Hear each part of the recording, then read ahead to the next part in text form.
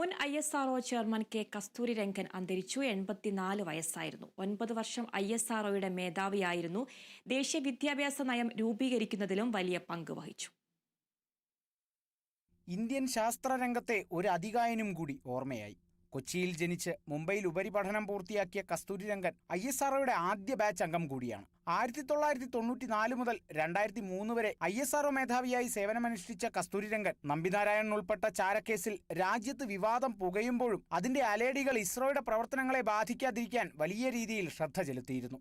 India വിജയകരമായി വിക്ഷേപിച്ച ഉപഗ്രഹങ്ങളായ INSAT-2, remote sensing ഉപഗ്രഹങ്ങളായ IRS-1A, 1B, ഭൂനിരീക്ഷണ ഉപഗ്രഹങ്ങളായ ഭാസ്കര-1, ഭാസ്കര-2 തുടങ്ങിയവ കസ്തൂരിരംഗന്റെ ISRO സേവനകാലത്തെ നേട്ടങ്ങളാണ്.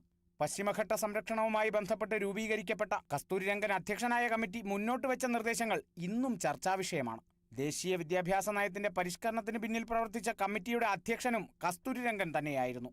മുൻ രാജ്യസഭാംഗം കൂടിയായ കസ്തൂരിരംഗനെ രാജ്യം പത്മവിഭൂഷൺ നൽകി ആദരിച്ചിരുന്നു. വിടവാങ്ങിയത് കേവലം ഒരു ശാസ്ത്രജ്ഞൻ മാത്രമല്ല, രാജ്യം ശാസ്ത്രരംഗത്ത് കെട്ടിപ്പടുത്ത സാമ്രാജ്യത്തിന് അടിത്തറ പാകിയ മഹാപ്രതിഭകളിൽ ഒരാൾ കൂടിയാണ്. News desk, Kerala vision news.